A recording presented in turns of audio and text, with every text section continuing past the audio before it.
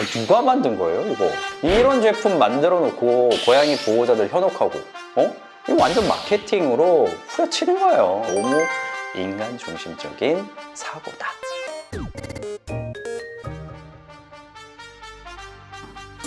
여기씨 진짜 출근해줘서 고마워. 안녕하세요, 미양철 김명철 수의사입니다. 수의사가 절대 결코 네버 사지 않는 제품들 2탄 공개하도록 하겠습니다. 야, 처음에 이거 휴머님이 찾아서 이렇게 보여줬을 때 합성해가지고 이거 한 줄 알았어요. 첫 번째 제품, 고양이 물림 방지 헬멧. 우주인들이 쓰는 헬멧 같은 거를 고양이가 이렇게 쓰고 있는, 일부러 귀엽게 뭔가 하려고 소품처럼 만들어서 이게 사진 찍은 건가? 이렇게 생각을 했는데 이게 진짜 물림 방지 헬멧이라고 있더라고요. 발톱을 자른다거나 빗질을 한다거나 아이한테 뭔가 케어하기 힘든 거를 하기 전에 미리 씌우는 그런 용도로 사용되는 헬멧이라고 합니다. 딱 한 번 성공할 수는 있습니다. 이거를 2번, 3번 씌운다. 제가 장담컨대 다시는 고양이 근처의 보호자가 가서 만지는 스킨십마저도 못하게 될 확률이 훨씬 더 높습니다. 발톱을 자르거나 뭔가 빗질 같은 거 할 때 물려고 하는 거는 이것 자체가 불안하기 때문입니다. 나를 지키기 위한 수단인데 이걸 자르는 게 너무 무서워. 적극적으로 방어하기 위해서 무는 건데 이거를 아예 못하게 딱 씌워버렸어요. 고양이들이 멘붕이 옵니다. 엄청난 스트레스를 받고 트라우마로 진행이 되는 거예요. 항상 말씀드리잖아요. 긍정, 강화, 보상, 교육. 스며들게 익숙하게 해주고 좋은 기억을 심어주면서 이걸 진행을 해야 되는 거지, 이렇게 뭐 강압적인 걸로 하고 나면요, 이거 나중에 꺼내려고 하면 우리 집 고양이 어디 숨어서 보이지도 않을 겁니다. 병원에 왔을 때 폭발하기 직전 상황이 꼼짝도 안 하는 프리징 단계예요. 몸이 얼어붙은 상황일 수 있다. 차라리 네칼라 같은 거를 그때그때 필요에 따라서 적응 교육을 하고 사용하는 건 괜찮은데, 전체적으로 완전 꽉 막혀 있는 상태, 이런 답답함 느낌을 줄 수 있는 형태의 헬멧을 사용한다는 거는 진짜 씌우기도 힘들고요, 이 안의 공기와 바깥의 공기가 다릅니다. 헬멧 써보셨죠? 아실 거예요. 얼마나 이게 낯설겠습니까? 절대 NO! 통덫이라고 해서 아이들을 이제 포획하기 위해서 만든 이제 그런 덫 같은 게 있어요. 철제로 된. 집에서 그런 거에 고양이가 들어가 있고 뭐 애가 젖어 있는 거예요. 맙소사. 수의사가 절대 사지 않는 제품, 고양이 목욕 케이지입니다. 목욕할 때 겁나서 막 튀어다니는 거 못 튀어다니게 덫 같은 거에다 얘를 가둬놓고 거기에서 물 뿌려서 씻으라고 그렇게 돼 있더라고요. 적응하기 위해서 세숫대야 같은 데 물을 받아놓고 수건 같은 거를 따뜻한 물에 이렇게 적셔서 아이들이 발을 올린다거나 아니면 비벼준다거나 이렇게 적응할 수 있도록 서서히 적응 교육을 해줘야 되는데, 무서운 애들 목욕을 시키려고 가둔 거잖아요. 거기에다가 처음 막 해보는데 막 샤워기로 싹, 평소에 갇혀본 적도 별로 없어요. 근데 그 공간에 억지로 집어넣고 꼼짝달싹 못하게. 원래 이 이동장 교육할 때도 처음에 문을 닫지 말라고 하는 게, 들어갔다가 자기가 나오고 싶으면 언제든지 편하게 나올 수 있다. 그래서 겁낼 필요가 없다는 걸 알려주기 위해서 그렇게 하는 건데, 심지어 목욕탕에서 애를 집어넣고 가둬놓고 물을 틀어서 애한테 막 뿌려. 애는 무서우니까 안에서 막 뛸 거고, 아니면 철창 나가고 싶어서 긁습니다. 그러면 이거는 대소변을 지리거나 아니면 발톱 다 뜯겨나서 피나고 난리 납니다. 지옥을 선물하지 마십시오. 그리고 이거랑 자매품이 있더라고요. 자매품으로 목욕용 신발, 긁힘 방지 신발이 있어요, 고양이. 가뜩이나 이 앞발 사냥을 하기도 하고 뭔가 의사표현을 하기도 하는데, 이것까지 완전히 막아버린 거라서 고양이 목욕 같은 경우에는 특별한 상황에서만 진행하셔도 괜찮기 때문에 목욕을 시키는 거에 있어서 강아지들처럼 너무 강박적으로 생각하실 필요는 없습니다. 우리 집 고양이랑 왼수되고 싶으시면 이 제품 사용하셔도 괜찮습니다.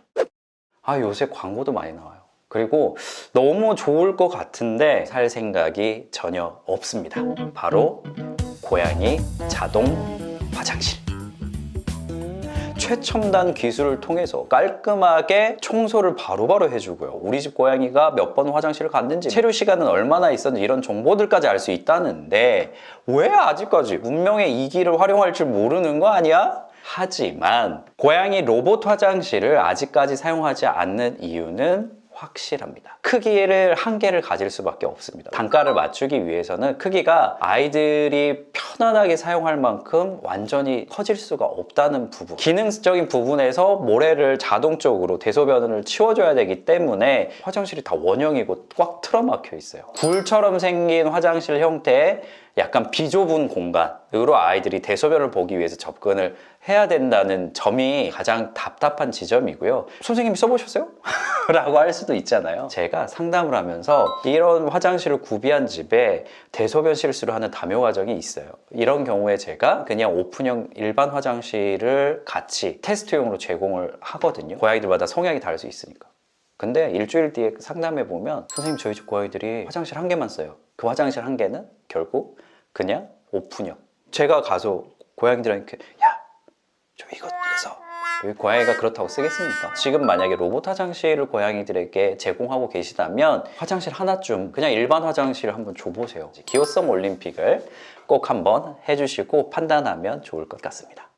7년, 6년, 뭐 아무튼 오래전부터 진료 볼 때마다 뭐하러 먹이십니까? 아무 의미가 없습니다라고 항상 말씀드렸던 고양이 대표 영양제 엘라이신. 면역세포를 자극해서 면역력을 높여준다거나 뭐 항산화 효과를 유발해서 면역력을 높여준다거나 이런 게 아니라 엘라이신이라는 거는 이 허피스 바이러스를 치료하는데 적용할 수 있는 하나의 아미노산. 바이러스 나 지금 잠복해 있다가 얘가 좀 면역력이 떨어진 것 같으니까 나 밖에 뛰쳐나가서 엄청난 허피스를 흥하게 할 거야 라고 생각했을 때 굶겨 죽이는 개념입니다. 그 어떤 치료제도, 그 어떤 약도 없애거나 잠복해 있는 게 올라오는 걸 막아주는 약은 세상에 없어요. 허피스 바이러스 특성상 그거는 불가능한 일이고요. JFMS 논문에서도 엘라이신을 고양이들에게 항상 그러면 급여를 한다라고 했을 때 허피스 바이러스가 발생하는 걸 막아주나요? No. 효과 없다라고 이미 결과가 나왔어요. 몇몇 교재에서 허피스 바이러스가 이미 온셋, 고양이에서 감기 증상을 나타냈을 때 높은 용량으로 사용하면 치료 효과가 있다라고 몇 줄 적혀 있는 정도입니다. 그러면 임상 수의사들이 치료제로 사용을 할까요? 아니요. 직접 공격하는 이런 항바이러스제를 사용하는 게 효과가 훨씬 확실하기 때문에 굳이 애매한 그런 영양제 성분으로 아이를 치료하는 데 사용하지도 않아요. 아직도 진료를 볼 때 이걸로 물어보시는 분들이 있으면 되게 안타깝습니다. 오히려 고양이 면역력을 북돋워 줄 수 있다는 것은 아이가 스트레스를 받지 않게 관리해 주거나 항산화제 물질을 유산균제를 급여하는 것, 이런 것들이 오히려 아이의 면역력을 높여줄 수 있는 성분이고요. 엘라이신 자체를 단독으로 급여하는 거는 아무 의미 없어요. 그렇게 좋은 거면 저희 집 고양이들 진작 먹이고 있겠죠? 10년 전에 한참 유행했던 이겁니다. 우리 집 고양이는 화장실 필요 없다. 사람 양변기 가서 지가 볼일 보고 물도 내려. 수의사가 절대 사지 않는 교육용 변기. 그쪽에 모래를 이렇게 채워놓고 사용을 해서 그 위에서 변 보는 거를 익숙하게 해준 다음에 모래를 점점 없앱니다. 그래서 발판만 밟고 거기에서 변을 보는 걸 교육을 시켜서 그걸 사람 양변기를 쓸 수 있도록 해주는 그런 제품, 대소변을 보던 이 습성을 교육으로 인해서 바꾸게 됐을 때 나중에 힘들어하는 상황이 생긴다거나 모래 화장실을 쓰고 싶은데 이게 교육이 막 되다 보니까 이제 혼란스러운 상황이 생길 때가 있는 거예요. 어디에서 사용을 할지 모르고 집안 곳곳을 하나의 화장실화해서 아무 곳에나 대소변 테러를 하는 상황, 자기 습성에 맞지 않게 교육을 받은 형태로 화장실을 사용하다 보니까 특발성 방광염에 대해서도 발생할 확률 되게 높아집니다. 모래만 잘 갖춰주면 그 자리에서 대소변을 본능적으로 본다는 부분인데 이것마저도 귀찮아서 변기 훈련을 하고 그냥 고양이 저는 안 기르셨으면 좋겠어요.